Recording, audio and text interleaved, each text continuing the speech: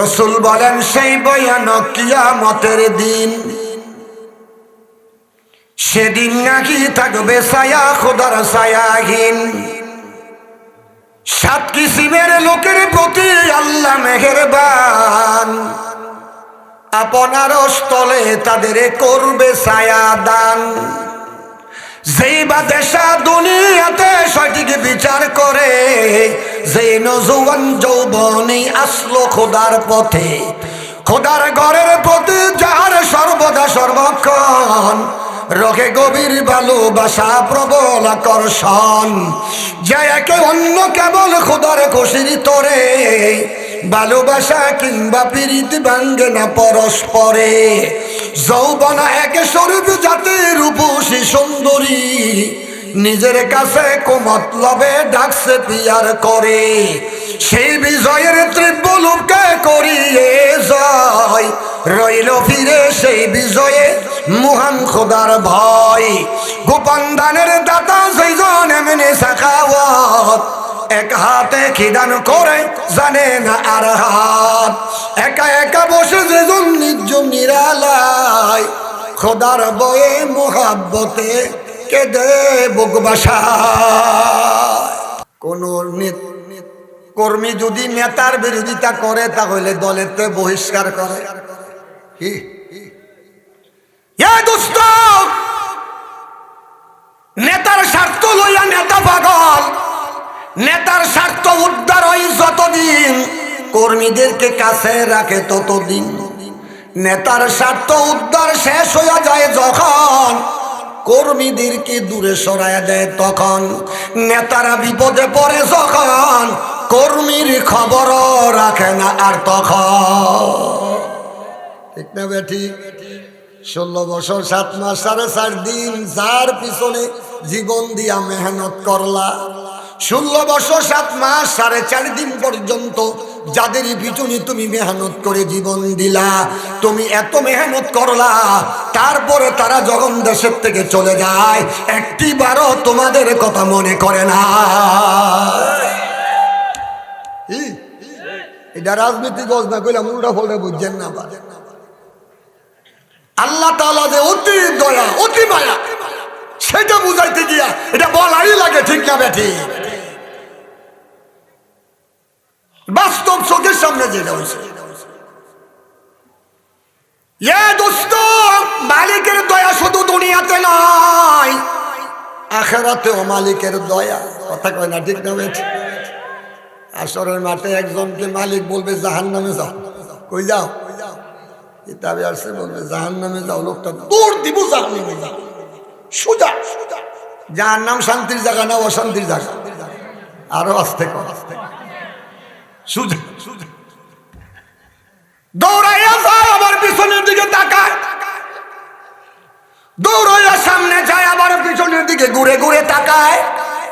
জাহান্নামের গেটের কাছে যাওয়ার আগে মালিক একজন ফেরেশতা পিছনে পাঠাইয়া দিল, যাও আমার বান্দারে আবার আমার কাছে নিয়ে আসো।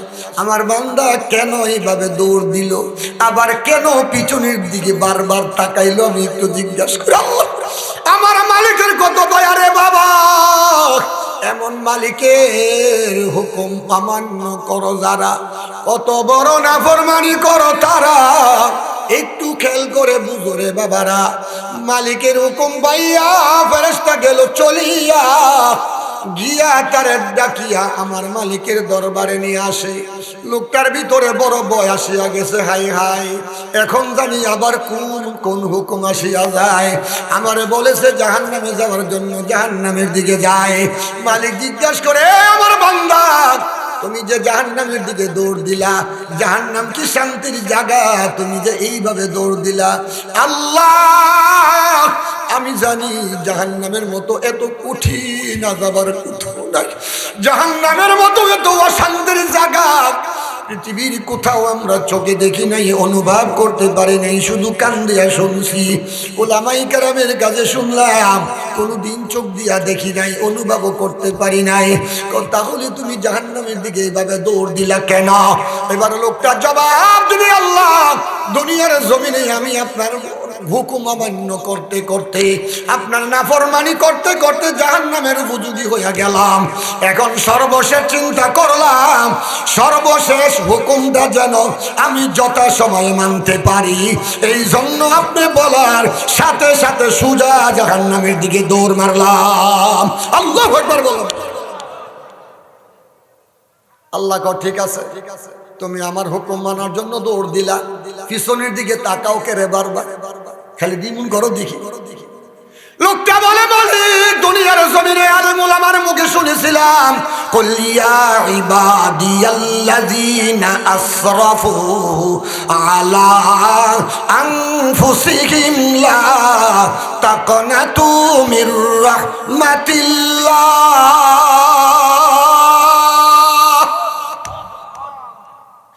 ইন্নাল্লাহা ইয়াগফিরু যুনুবা জামিআ ইন্নাহু হুয়াল গফুরুর রহিম। আমি আলেম ওলামার মুখে শুনছি, নিজে তো আরবি পড়ি নাই, অর্থ বুঝি নাই। আলেমরা বলেছে, আপনি বলেছেন যত গুনাহ করো অপরাধী হও না কেন, আমার রহমত থেকে তোমরা নৈরাশ হইও না, নিরাশ হইও না। আল্লাহ গো, আমি জাহান্নামের দিকে দৌড় দেই, আবার পিছনের দিকে তাকায়া দেখি আমার আল্লাহর নি আমার জন্য দয়া লাগে। আল্লাহ,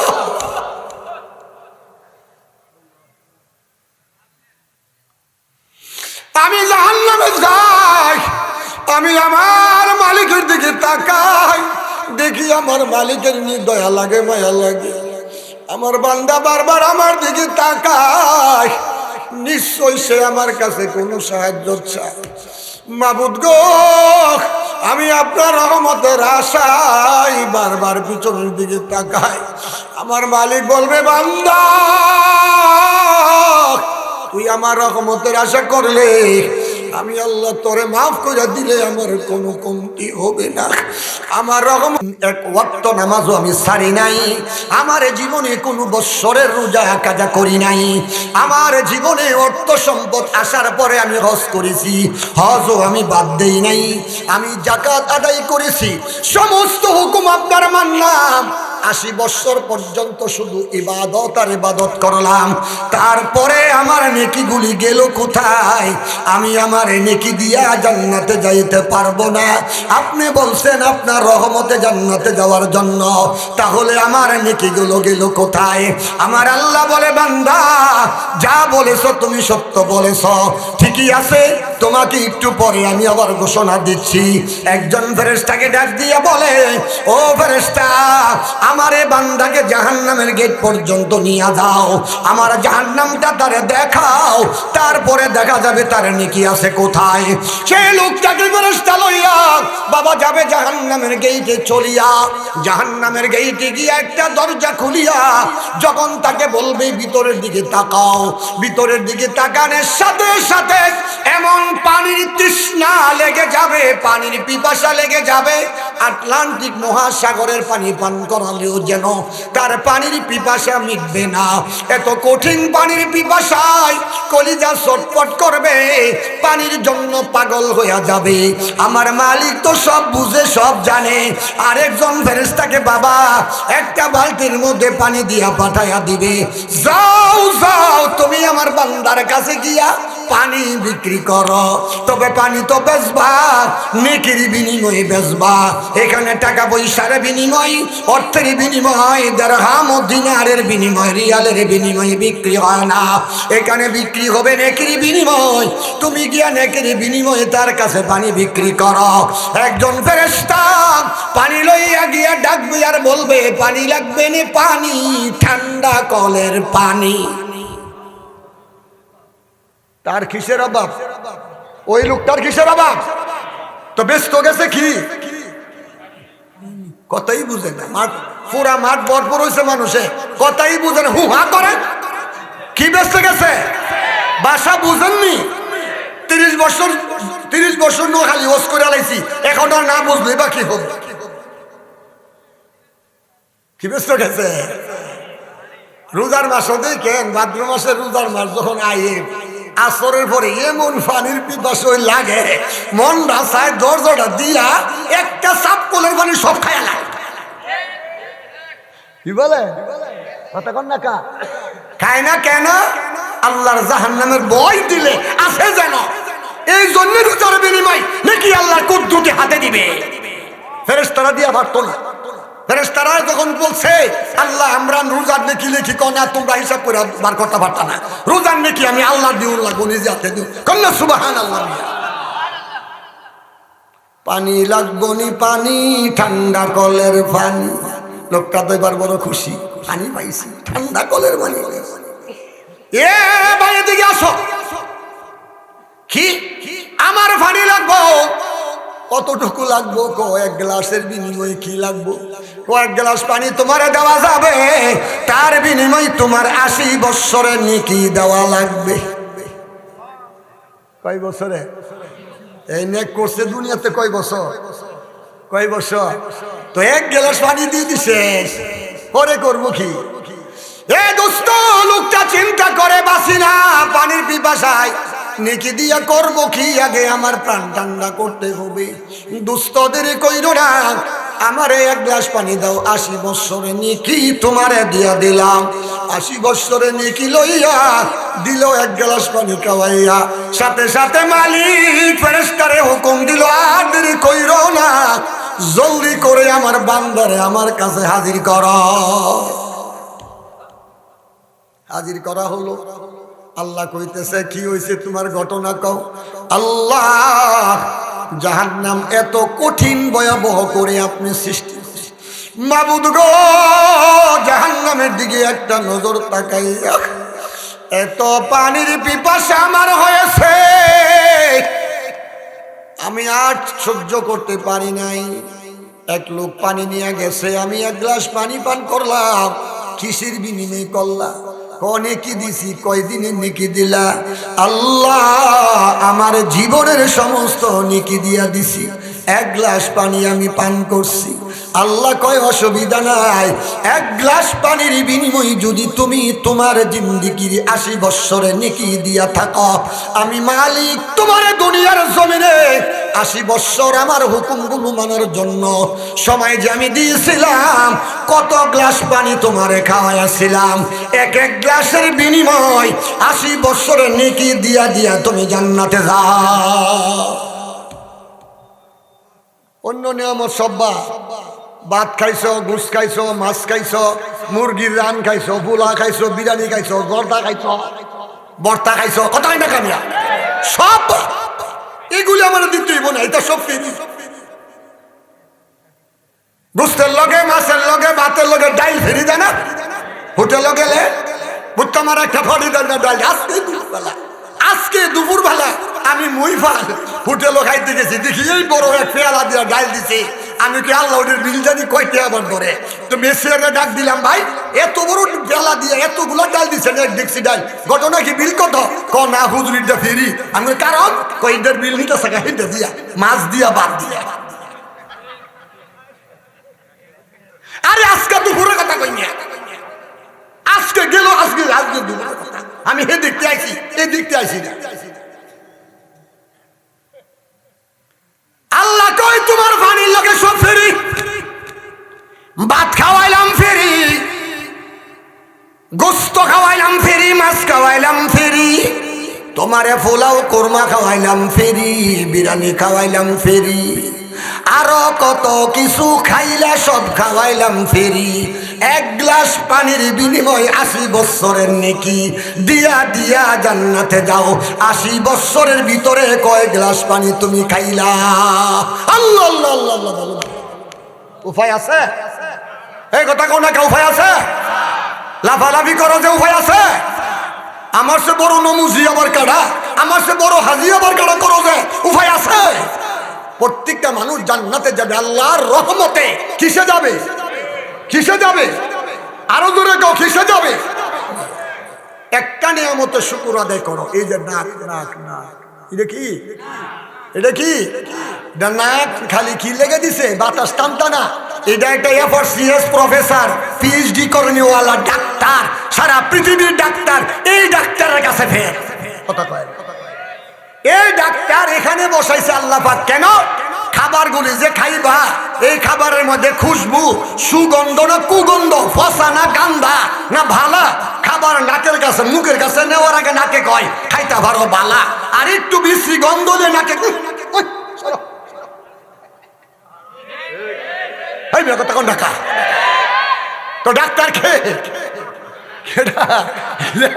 পিএইচডি করা ডাক্তার আল্লাহ তোর খাবার চেক করার জন্য, তোর খাবারকে দোষী না বিশুদ্ধ যাচাই করার জন্য আমি আল্লাহ একজন পিএইচডি ডাক্তার তোর মুখের কাছে বসাইয়া দিছি। আল্লাহু আকবার কওমি বস এগুলা একটা নিয়ামতের শুকর আদায়। আল্লাহ কোসে ডাক্তার আমি তোর মুখের কাছে দিলাম কেন? দুইটা কারণে দিলাম। এক নাম্বার কারণ তোর চেহারার সৌন্দর্য বাড়ার জন্য।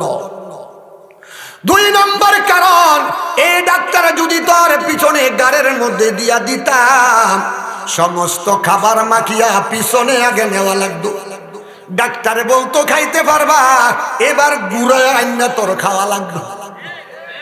কষ্ট হইতো না আরাম হইতো? কি আরাম না বেরাম হইতো? মজা হইতো না অশান্তি? বেমজা হইতো? শান্তি না অশান্তি?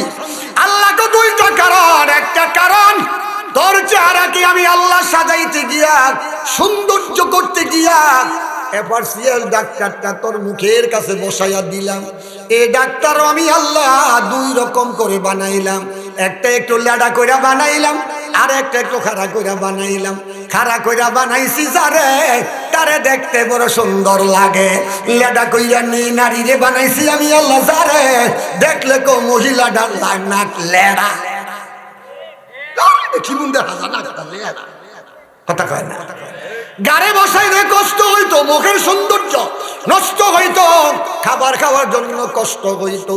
এই দুইটা জিনিস আমি ঠিক রাখতে গিয়া আমি আল্লাহ ফারসিয়া ডাক্তারটা এখানে বসাইয়া দিলাম।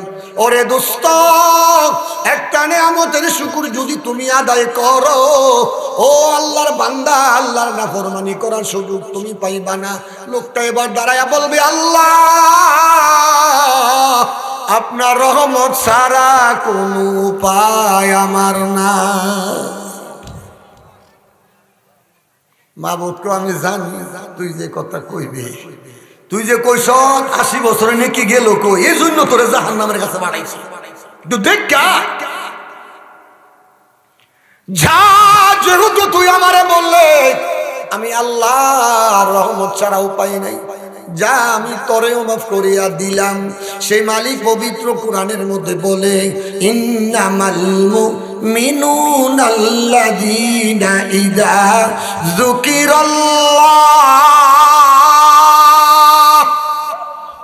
ওয়াজিলাত কুলুবুহুম ওয়া ইযা তুলিয়াত আলাইহিম আয়াতুহু যাদাতুহুম ঈমানা ওয়া আলা রাব্বিহিম ইয়াতাওয়াক্কালুন আল্লাযীনা ইউকিমুনাস সালাহ ওয়া মিম্মা রাযাকনাহুম ইউনফিকুন উলাইকা হুমুল মুমিনুনা হাক্কান লাহুম দারাজাতুন ইনদা রাব্বিহিম ওয়া মাগফিরাতুন ওয়া রিজকুন কারীম। আল্লাহ পাক পরিষ্কার করে দিন সূরা আনফালের 2 নম্বর আয়াতের মধ্যে মালিক বলে, ও আমার বান্দারা, এই 5টা গুণ যার মধ্যে থাকবে তারা হলো খাঁটি মুমিন। তারা কি? তারা কি? কে কইছে? আল্লাহ কয় 5টা গুণ যার মধ্যে পাওয়া যাবে তাদের ব্যাপারে আমি আল্লাহ ডাইরেক্ট সার্টিফিকেট দিলাম। উলাইকা হুমুল মুমিনুনা হাক্কান, আমি আল্লাহ ডাইরেক্ট তোমারে খাঁটি মুমিন বলে ঘোষণা দিয়া দিলাম। শুধু মুমিন বলে ঘোষণা দিয়া শেষ করি নাই, আমি আল্লাহ তিনটা পুরস্কারের কথাও ঘোষণা দিলাম। কয়টা পুরস্কার? লাহুম দারাজাতুন ইনদা রাব্বিহিম, আমি আল্লাহ তোমাকে দুনিয়া এবং আখিরাতে সর্বোচ্চ মর্যাদার অধিকারী তোমারে করে দিলাম। সম্মানের মালিক কে? আর আস্তে কোন? বাদশার মালিক কে? বাদশাহী কেড়ে নেওয়ার মালিক কে? এটা কইলে যদি কেউ মনে করেন হুজুর রাজনীতি করে তাহলে বুকামি হবে। এটা বুকামি না। আয়াতের তাফসীর বুঝাইতে গিয়া আরেকটা আয়াত প্রাসঙ্গিক টানতে হয়। আল্লাহ কয় লাহুম বারাজাতুন, লাহুম বারাজাতুন, লাহুম বারাজাতুন ইনদা রাব্বিহিম, আমি আল্লাহ সর্বোচ্চ মর্যাদা দুনিয়াতে তোমারে দিব, আখিরাতেও দিব। দুনিয়াতে যদি আল্লাহ মর্যাদা দেয়, আখিরাতেও আল্লাহই মর্যাদা দেয়। মর্যাদার মালিক কে? আরো জোরে কোন কে? বাদশাহীর মালিক কে? যদি কেউ বলে ক্ষমতার উৎস জনগণ, তাহলে সে পবিত্র কোরআন শরীফে 114 সূরার ভিতরে 3 নম্বর একটি সূরা, যেই সূরার নাম সূরা আলে ইমরান, সূরা কোরআন শরীফের 3 নম্বর পারার 9 নম্বর পৃষ্ঠায়, সূরা অবতীর্ণ মদিনায়, আয়াতের সংখ্যা 200। এই আয়াত সূরার ভিতরে 26 নম্বর আয়াতে আল্লাহ কয় আমি যাকে ইচ্ছা তাকে বাদশাহী দান করি, আমি যাকে ইচ্ছা তার কাছ থেকে বাদশাহী কেড়ে নেই, আমি যাকে ইচ্ছা সম্মানের চেয়ারে বসাই, আমি যাকে ইচ্ছা এই চেয়ার থেকে লাথি মেরে দেশের বাহিরে নিয়ে পালাই। এটা কয় না? কয় নম্বর আয়াতে? 26 নম্বর আয়াত। আয় শুনে, কুলিল্লাহুম্মা মালিকাল মুলকি তুতিল মুলকা মান তাশা ওয়া তানজিউল মুলকা মিম্মান তাশা ওয়া তুইজ্জু মান তাশা ওয়া তুযিল্লু মান তাশা বিয়াদিকাল খায়র ইন্নাকা আলা কুল্লি শাইইন কাদির। কার কথা? এখন কোরআনের আয়াত টান দিতে পারি না বয়সের কারণে। এমনও সময় গেছে এক পৃষ্ঠা পর্যন্ত, আধা পৃষ্ঠা পর্যন্ত এক সপ্তাহ, কিন্তু এখন আর পারব না। কারণ একদিকে হার্ট অপারেশন দীর্ঘদিন, আরেকদিকে বয়সের কারণে মানুষের দুর্বলতা যতটুকু আসা দরকার সেটুকু আছে। আমি নিজেও তো বলছি সারা জীবন যুবক তা তো চায় থাকতে পারে না। কি বলে? আল্লাহ কয় আমি যারে ইচ্ছা তারে বাদশাহী দান করি, যারে ইচ্ছা তার কাছ থেকে বাদশাহী কায়দা লইয়া যাই গিয়া, যারে ইচ্ছা সম্মানের চেয়ারে বসে। অত ইজ্জু মান তাশা, আমি আল্লাহ তারে সম্মান দান করি, সর্বোচ্চ সম্মান দান করি। অত জিল্লু মান তাশা, আমি যাকে ইচ্ছা তাকে জুতার মালা এই চেয়ারতে নামায়া গলার মাঝে জুতার মালা পরাইয়া দেশের থেকে বাইর করে দেই। কথা কয় না? কেডা কয় না? আতার রমন সন্ধি কয় আমার বিরুদ্ধে আন্দোলন কইরো না, এটা আমি কই দা। কেডা কয়? আরো জোরে কও। কে কয়? আল্লাহ। এখানে আল্লাহ কয় উলাইকা হুমুল মুমিনুনা হাক্কা লাহুম দারাজাতুন ইনদা রাব্বিহিম ওয়া মাগফিরাতুন ওয়া রিজকুন কারীম। আল্লাহ কয় আমি তাকে সর্বোচ্চ মর্যাদার অধিকারী করে দিব, তার গুনাহগুলি আমি আল্লাহ মাফ করে দিব, তাকে সম্মানপূর্বক রিজিকের ব্যবস্থা আমি আল্লাহ তার জন্য করে দিব। কয়টা গুণ? গুণ কয়টা? 5টা। পুরস্কার 3টা গুণ। 5টা গুণের মধ্যে 2টা গুণ একসাথে একত্রিত হয়, 2 গুণে মিলে একটা। এই তাফসীর করতে গেলে বহুত লম্বা সময় লাগবে। আমার পরবর্তীতে উস্তাদুল আসাতিজা, আমার মতো এমন হাজার হাজার ছাত্র যার কাছে পড়ে, দারুল হাদিস পড়ে, বুখারী পড়ে, আজকে মুহাদ্দিস মুফাসসির বাংলাদেশের বহু জায়গায় তিনি আমার পরে আলোচনা করতে আসতেছেন। আমি উস্তাদজিকে অনেক সম্মানে নজরে দেখি, কারণ যারা আলেম তাদেরকে সম্মান করতে হবে। তিনারা হলো সাহেবে আলেম ওয়ালা। তিনি আমার পরে আসতেছেন, তিনি আমার পরে আসতেছেন ইনশাআল্লাহ। তো আল্লাহ তাআলা বলতেছে 5টা গুণ। কয়টা গুণ? 1 নাম্বার, মুমিন বান্দার কাছে যখন পবিত্র কোরআনের ব্যাখ্যা বিশ্লেষণ করা হয়, কি করা হয়? আজকে এখানে কিসের ব্যাখ্যা করা হইতাছে? রাজনৈতিক কোনো ব্যাখ্যা নাকি আল্লাহর পবিত্র কোরআনের ব্যাখ্যা? পবিত্র কোরআনের ব্যাখ্যা বিশ্লেষণ করা হয়। আল্লাহ তাআলা নিজেই বলে মুমিন বান্দার দিলের মধ্যে আল্লাহর ভয় পয়দা হয়, দিলটা নরম হয়, দিলের মধ্যে কম্পন পয়দা হয়।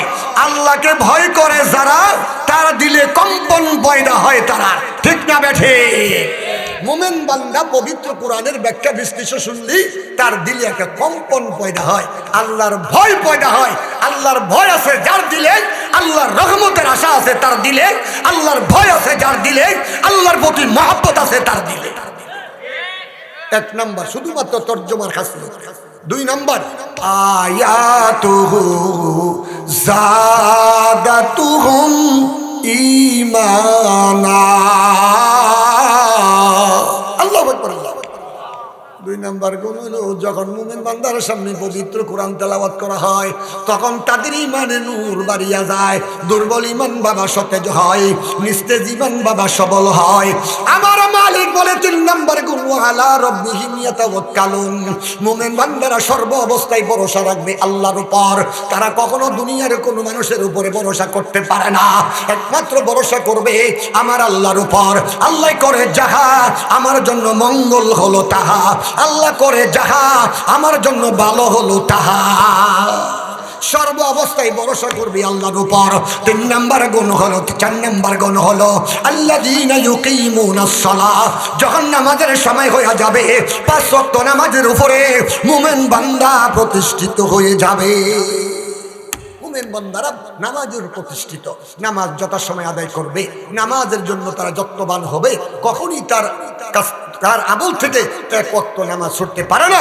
পঞ্চম নাম্বার গুণ ওয়ামিম্মা রাযাকনাহুম ইউনফিকুন। পঞ্চম নাম্বার গুণ আমার মালিক বলে আমার দেওয়া রিজিক, আমার দেওয়া টাকা, আমার দেওয়া পয়সা, সেইগুলো আমার রাস্তায় মুমিন বান্দারা বিলায়া দিবে। টাকা পয়সার মোহাব্বত করবে না, মালের মোহাব্বত করবে না। আমি আল্লাহর মোহাব্বতে, আমি আল্লাহকে ভালোবেসে, আমি আল্লাহকে মোহাব্বত করিয়া আমার দেওয়া রিজিক আমার রাস্তায় দুই হাতে বিলিয়ে দিবে। কখনো মালের মোহাব্বত করবে না। এই পাঁচটা গুণ যখন তার মধ্যে পাওয়া যাবে, আমার মালিক তখনই বলে উলাইকা হুমুল মুমিনুনা হাক্কা। ও মজদিপুর এলাকার আমার বান্দা বান্দি, আমি তোমাকে খাঁটি মুমিন বলে ঘোষণা দিলাম। পাঁচটা গুণে গুণান্বিত হওয়ার জন্য রাজি আছি তো আমরা সবাই ইনশাআল্লাহ। কে কে রাজি একটু হাত তুলে দেখায়। নারায়ে তাকবীর, নারায়ে তাকবীর। হে আল্লাহ, আমাদেরকে পাঁচটা গুণে গুণান্বিত না করে ততদিন পর্যন্ত পাঁচটা গুণের উপরে পরিপূর্ণ আমরা হতে না পারি ততদিন আমাদেরকে কাছে মালাকুল মউত পাঠায়েন না, আমিন। হাত নামান। এখন আমি আপনাদের সম্মুখে সামান্য একটু কথা বলবো। এই যেহেতু আমার পরবর্তীতে যিনি প্রধান মেহমান হযরতজি চলে আসছেন, আবার দূরে যাবেন, ঢাকাতে আবার যাবেন নারায়ণগঞ্জ, রাস্তাঘাটের অবস্থা ভালো না। হুজুর আলোচনা করবেন প্রাঞ্জল ভাষায়। আপনারা যার অপেক্ষায় বসে আছেন, শুধু আমি নয়, হাজার হাজার উলামায়ে কেরাম যার ছাত্র, ইনশাআল্লাহ হুজুর আসবে।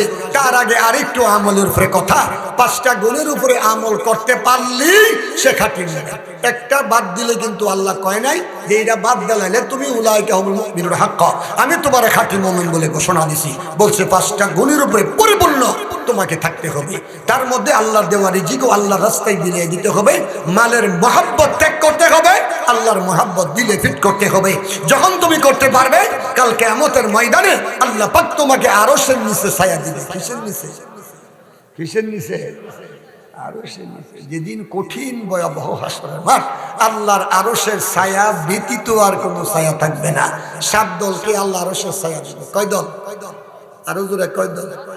আরো জোরে কয় দল? এক নাম্বার তারা যে সমস্ত বাদশা দুনিয়াতে নেই বিচার করে, যারা মেম্বার, চেয়ারম্যান, বিচারক, বাদশা ন্যায় বিচার যারা করে। 2 নাম্বার যে সমস্ত যুবক, এই যুবক ছেলেরা, যুবক যুবতী মেয়েরা যৌবন কালে আল্লাহর পথে এসেছে। 3 নাম্বার হলো যারা 24 ঘন্টা আল্লাহর মহব্বতে আল্লাহর ঘর নবীর ঘরের প্রতি অর্থাৎ দ্বীনের প্রতি মহাব্বত রেখে মন লাগাইয়া রেখেছে যারা। 4 নাম্বার, একজন আরেকজনকে মহাব্বত করে আল্লাহর খুশির জন্য যারা, দুশ্মনীও করে আল্লাহর খুশির জন্য যারা। এবার প্রশ্ন করতে পারেন হুজুর দুশ্মনী করাও কি এটা নেকের আমল? হ্যাঁ, কোনটা নেকের আমল শুনেন। আলেম উলামারে মহাব্বত করবেন আল্লাহর খুশির জন্য। আবুল সরকার বাউল আর ফাউল এই নাস্তিকের সঙ্গে দুশ্মনী করবেন আল্লাহর মহাব্বতে, ঠিক না বেঠি? এ সূরার ঘরের সূরারে যেই সূরার 14 গোষ্ঠী কোরআন শরীফ পড়তে পারে না, যেই সূরায় কোরআন শরীফের কোনো ব্যাখ্যা বিশ্লেষণ বুঝে না, সেই সূরায় কোরআনের আয়াত পড়া কয় আল্লাহ বলে কইছে খালি নাস্ত। আরে সূরার ঘরের সূরা, আল্লাহ নাস্ত কইছে না, তোরে প্রকাশ্যে ফাঁসি তো ঝুলাইয়া মারা দরকার, ঠিক না বেঠি? আদমরের ঘরের আদমরেরা ঠিক জোরে কমিয়ে, ঠিক না বেঠি? হে হইলো বাউল না, হে হচ্ছে ফাউল, বাটফার, ভন্ডা, সন্ডা, সুট্টা, মিথ্যুক, ঠিক না বেঠি? আল্লাহর কোরআনের অপব্যাখ্যা করে তার কত বড় সাহস বাংলার জমিনে থাকিয়া। হ্যাঁ, ককুল আউযুবিন নাস, মালিকিন নাস, এলাহিন নাস। আল্লাহ খালি নাস তো কইছে, নাস তো কইছে। সূরার ঘরের সূরা তোরে নাস তো কইছে না, তোরে ফাঁসি দিবা লেগে কইছে, কথা কয় না। আল্লাহ মাফ করুন। এবার আসেন 2, 3, 4 নাম্বার, একে অপরকে মহব্বত করে আল্লাহর খুশির জন্য। কার খুশির জন্য? কার খুশির জন্য? দুশ্মনীও করবে আল্লাহর খুশির জন্য। কার খুশির জন্য? আরো জোরে কোন, কার খুশির জন্য? আল্লাহর দুশ্মনদের বিরুদ্ধে দুশ্মনী করা এটা আল্লাহর খুশির জন্য করতে হবে। সেই ইমানদার, আমার নবীর দুশ্মন যারা, আল্লাহর দুশ্মন যারা, কোরআনের অপব্যাখ্যা করে যারা, তাদের সাথে দুশ্মনী করা সেটাও আল্লাহর খুশি, ঠিক না বেঠি? 5 নাম্বার, একটা বিশ্ব সুন্দরী রূপসী যুবতী নারী আপনারকে আহ্বান করছে, ও যুবক আসো আমার কাছে। আজকে আমার বাবা মা ঢাকা চলে গেছে, বাড়িতে আমার ফাঁকা আছে। হেরা গেছে ঢাকা, বাড়ি আমার ফাঁকা। আজকে যদি তুমি আমার বাড়িতে আসো, যা খুশি তাই তুমি করতে পারবা। এমন সুযোগ পাওয়ার পরে যে যুবক আল্লাহর আযাব ও গজবের ভয়ে তার কাছ থেকে পলায়ন করছে। 6 নাম্বার, এক হাতে আল্লাহর রাস্তায় দান করবে আর এক হাতে খবর পাবে না। 7 নাম্বার, রাত যখন গভীর হয় একটা দল নীরব নিস্তব্ধে ঘুমায়, আরেকটা দল যার দ্বারা প্রেমিকারে নিয়ে আনন্দ উল্লাস করে বেড়ায়, আরেকটা দল আল্লাহর মহব্বতে আযাব ও গজবের ভয়ে কেঁদে কেঁদে চোখের পানি দিয়া বুক বাসায়। কয়টা দল? রাসূল বলেন সেই ভয়ানক কিয়ামতের দিন, সেদিন নাকি থাকবে ছায়া খোদার ছায়াহীন। 7 কিসিমের লোকের প্রতি আল্লাহ মেহেরবান, আপনার স্থলে তাদের করবে ছায়া দান।